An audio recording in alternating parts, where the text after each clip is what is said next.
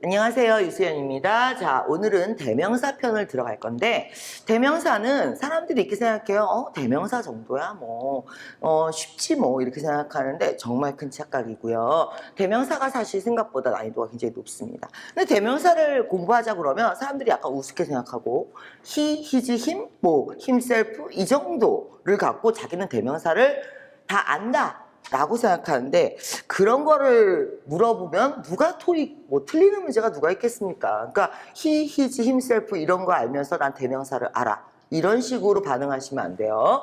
대명사가 왜 어려운지 한번 보도록 하죠. 일단은 1번부터 10번까지 나오는 문제는 그냥 입에 넣어주는 문제예요.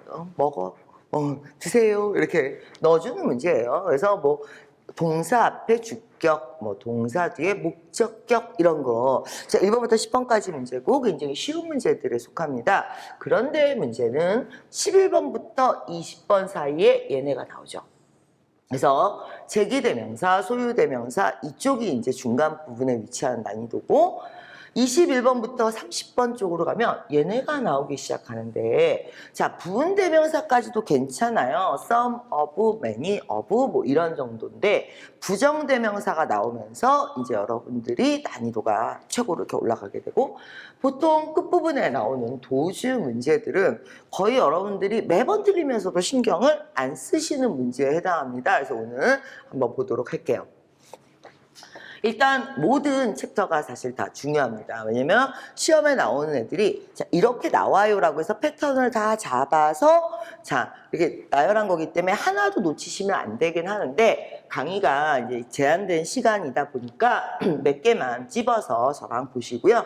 나머지는 이제 책이 워낙 자세하게 설명이 되어 있기 때문에 제가 이렇게 따라가는 흐름을 보시고 그다음에 책을 갖고 계속 같이 혼자서 이렇게 흘려보시면 돼요.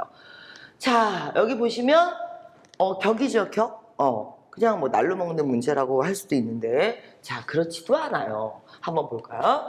이렇게 문제가 나온단 말이죠. 이렇게 문제가 나오면 자, this economic 이러고 들어가면 안 된다 그랬습니다. 어떻게 들어가라고 했어요? 자, 주어, 동사, 접속사가 하나 있네요. 그리고 동사가 있네요. 그러니까 접속사의 개수 더하기 1이 동사의 개수니까 지금 동사까지 다 나왔단 말이죠. 자, 그런데 그러면 나는 여기에다가 동사 뒤에 목적어를 써야지, 됨을 써야지, 이러면서부터 이제 시야가 좁아. 넓게 보셔야 돼요. 크게 구조를 잡아서 들어가셔야 되는데 뎁다 대고 여기 동사주니까 목적어야, 됨이야 이러고 들어와 버리면 안 되거든요. 이게 이제 가장 많이 하는 실수입니다. 끝까지 보셔야죠.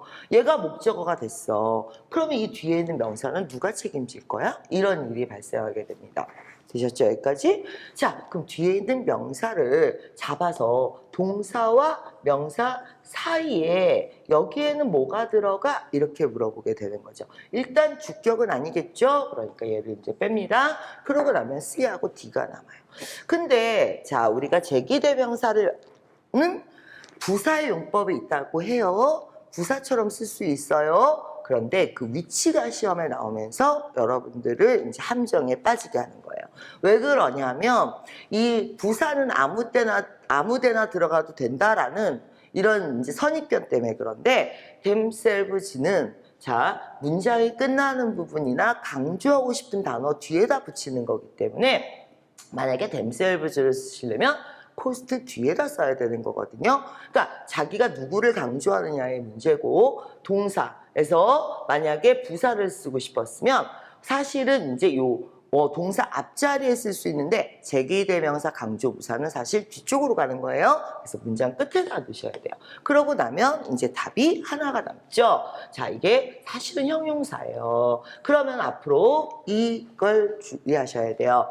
자, 내가 앞으로 소유격이 뭐야? 이렇게 물어보면 여러분들은 대명사라고 대답하시면 안 됩니다. 앞으로 내가 소유격이 뭐야? 이렇게 물어보면 여러분들은 형용사라고 대답하십니다. 자, 그래서 답이 형용사, 소유격 이렇게 들어가게 되는 거고, 다시 한번 강조하지만 소유격은 형용사라고 아예 생각하시는 게 문제 풀 때 헷갈리지 않아요. 오히려 더. 자, 문제를 보면 항상 이지를 먼저 잡아야죠. 동사부터 잡으시라고 했습니다. 자, 이렇게 지워준단 말이에요. 근데 여기에서 선생님 require가 동사일 수도 있잖아요. 그러니까 궁금할 만한 거를 다 끄집어내시라고요. 그냥 그런가 보다 하고 자꾸 넘어가 버릇하면 나중에 시험장에 들어가서 평소에 안 헷갈렸던 것도 헷갈린단 말이야. 그러니까 미리 궁금해 하시라고요. 자, require가 만약에 동사라면 목적어를 받았겠죠. 얘가 by를 받았다는 것은 pp라는 얘기죠. 수식 어구란 얘기죠. 주어 is 명사에서 문장이 끝난 거죠. 자, 그러고 나면 to help부터 한번 보도록 할게요. to 부정사가 나오고 목적어가 나오고 사역동사니까 동사 원형이 나왔는데 자, 이제 뭘 생각해야 돼? 주어와 목적어 같아? 주어와 목적어 같지 않아? 여기까지 생각의 순서. 문제는 이게 궁금하냐. 그러니까 내가 ABCD가 대명사면 이런 단계를 거치면서 문제를 풀 수 있겠느냐. 제일 중요한 건 뭐냐면 이걸 생각해야 된다는 것 자체를 모른다는 거예요. 그리고 해석해서 얘가 말돼요, 제가 말돼요 이러고 있다는 거죠. 자, 그러면 주어부터 찾죠. 누가 도와? 그랬을 때 이거를 잘 찾으셔야 돼요. 자, enclosed가 도와, information이 도와, engineer가 도와, 누가 도와? 이걸 생각하셔야죠. 자, 그랬을 때 information이 돕는 거죠. 그럼 주어가 information이네. 자, 그리고 누구를 돕죠? engineers를 도와야 되는 거죠. 그러니까 주어와 목적어가 같다는 거야, 다르다는 거야. 자, 다르다는 거죠. 그러면 제기대명사는 다 지우도록 하고, 자, 주어가 누구라고? information. 자, 목적어 누굴 돕는다고? engineers. 자, 단수, 복수, 복수. 그러니까 답은 됨이 되는 거죠. 여기까지 이해 다 되셨습니까?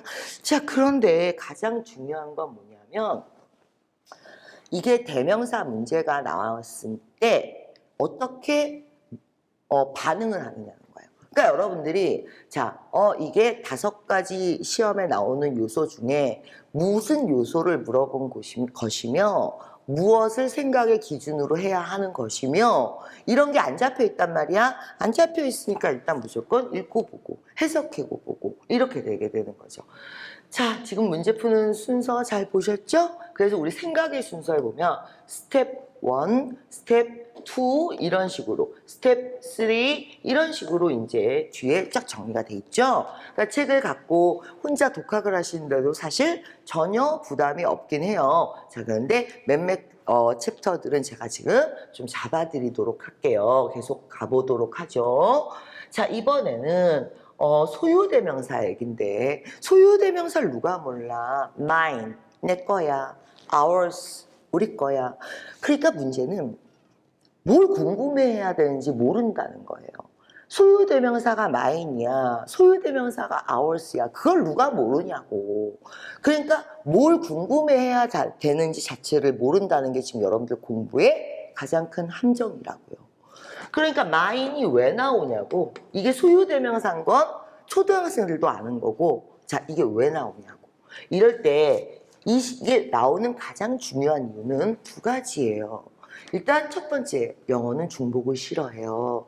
그래서 앞에 나왔던 명사를 또 쓰기 싫어서 쓰는 게 대명사 아니겠습니까? 자, 그러니까 중복을 싫어한다는 부분과 그 다음에 저번 시간에도 얘기했지만 명사편에서 사람과 사물은 절대 동격이 되지 않아요. 사람과 사물은 비교 대상 자체가 되지 않아요. 영어에서 사람은 항상 특별하게 취급이 돼요. 지금 보시면 your skill이 그랬단 말이야. 누구와 누굴 비교하는 거야? 스킬하고 사람? 아니면 스킬하고 스킬? 자, 비교 대상이 정확하게 들어오느냐. 그래서 다시 정리해 볼게요. 일단 1번, 영어는 중복이 안 돼요. 2번, 사람과 사물은 동격이 아니고 비교 대상조차도 되지 않아요. 그럼 여기에다가 만약에 힘을 썼어. 그러면 사람하고 스킬을 비교했다는 얘기네. 그렇죠? 그렇지, 그게 아니라 뭐가 나와야겠습니까? his skill과 그 다음에 your skill을 비교한 거죠. 이해 다 되셨습니까? 여기까지? 근데 영어 싫어하는 게 뭐라고? 중복. 그래서 얘가 소유격이기도 하고 소유 대명사이기도 하니까 답이 his가 되는 거죠. 그러니까 문제를 왜 내는지를 궁금해 하세요. 나는 마인을 알아. 그러면서 뻣뻣해 잊지 말고. 난 his를 알아. 누군 몰라? 근데 왜 틀리냐고. 그게 궁금한 포인트가 자, 지금 토익하고 여러분들하고 달라요. 토익이 물어보고 싶은 건 여러분들이 안 궁금해 했던 거예요. 그 코드를 맞춰주는 게 사실은 가장 큰 작업이에요. 그러니까 영어를 뭐 영어 공부한답시고 무조건 양이 많은 모의고사나 아니면 문법책 들고 처음부터 드립다 파고든다고 자 시험에서 시점수 높은 건 아니고 오히려 공부를 좀 가볍게 하세요. 범위를 좁게 그리고 가볍게 그리고 명확하게 하시는 거 이런 게 굉장히 중요한 포인트가 되는 겁니다.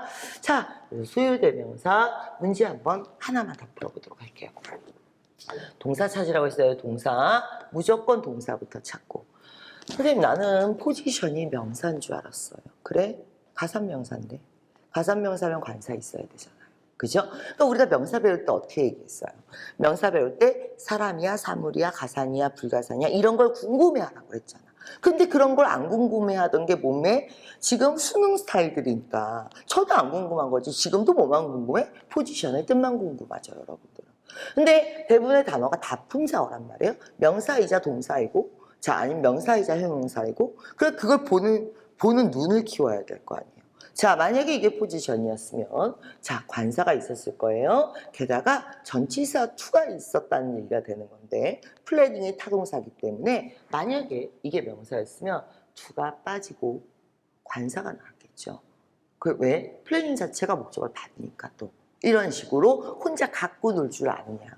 이게 이제 문제를 보는 눈이 있다. 이렇게 얘기하는 분이 되는 거죠. 그러니까 이게 여기까지 동사란 말이지? 그럼 목적어가 있어야지.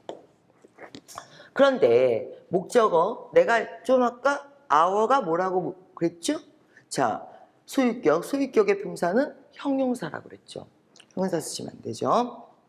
그 다음에 주어와 목적어가 지금 같아요. 그쵸? 그러면 목적격 제기대명사. 목적격 쓰시면 안 되죠. 주어와 목적어 같은데 왜 목적격을 써? 제기대명사를 써야지. 두 개 남았네요. 그쵸? 그런데 문제는 자 시야가 좁으면 안 된다고 했습니다. 여러분들은 한쪽만 봐요. 그러니까 앞에만 보든지 뒤에만 보든지 양옆을 못 봐. 어떨 때 보면 내가 맨날 놀리는데 무슨 경주장에 있는 말도 아니고 요러고 봐. 요러고. 양옆을 봐야 될 거 아니에요. 누가 여기다 눈 가리게 해놨어요? 왜 양옆을 못 봐? 그리고 보더라도 왼쪽만 본다든지 오른쪽만 본다든지 이런다는 거지. 자, 앞을 봤으면 뒤에도 보셔야죠. 동격, 자동차. 자, 동격이잖아요. 그러면 우리를 차로 포지셔닝 시켰어요? 우리의 차를 포지셔닝 시키는 거예요.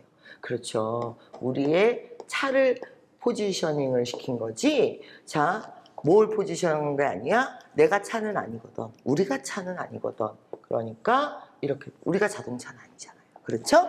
자, 이런 식으로 이제 소유대명사 생각의 순서 끊었다 가야겠죠? 제가 네.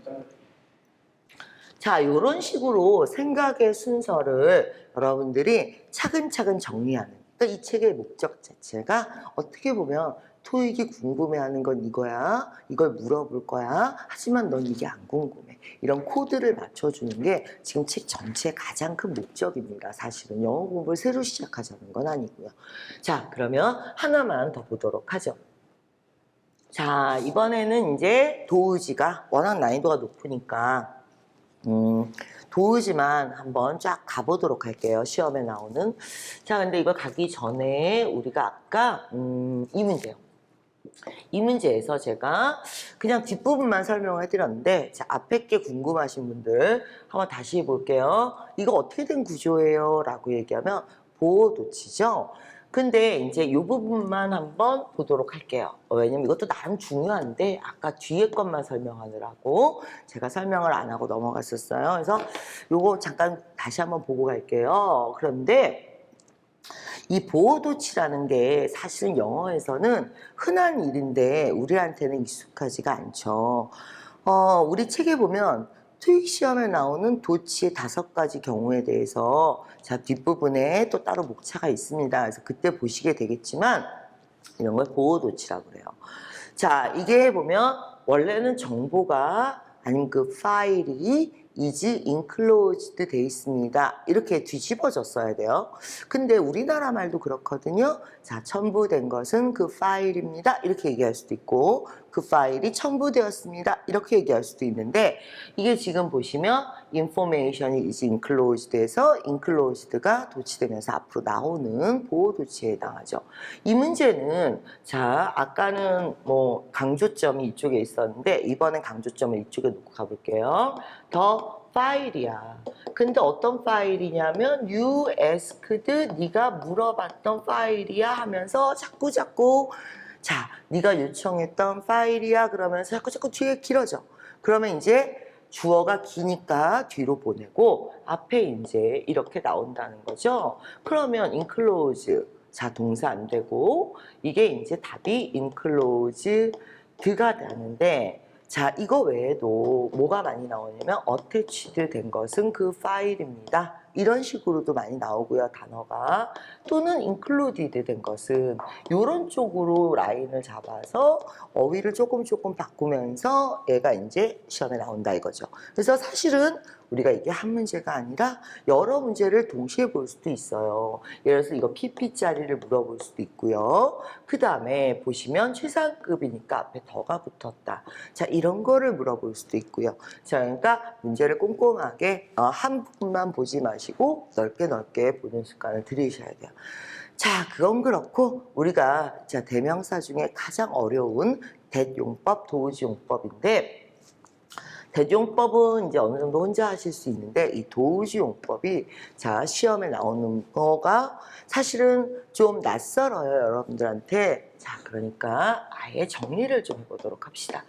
자, 도우지는 시험에, 토익 시험에 세 가지가 나온다. 이렇게 생각하시면 돼요. 사실은 얘가 지시형용사나 지시대명사로 더 많이 알고 있어요. 그래서 뒤에 지시형용사나 지시대명사, 자, 복수의 개념이다. 대세 복수의 개념인 게 이제 시험에 나오는 가장 기본적인 부분인데 이거는 너무 쉬워서 뭐 굳이 저랑 안 하셔도 돼요. 그러면 자, 시험에 나오는 건 뭐예요? 라고 얘기했을 때 자, 도우즈 후 이걸 조심하셔야 돼요. 도우즈 which. 자, 뭐 하나 물어봅시다. 여러분들 it, which 이런 거 있어요?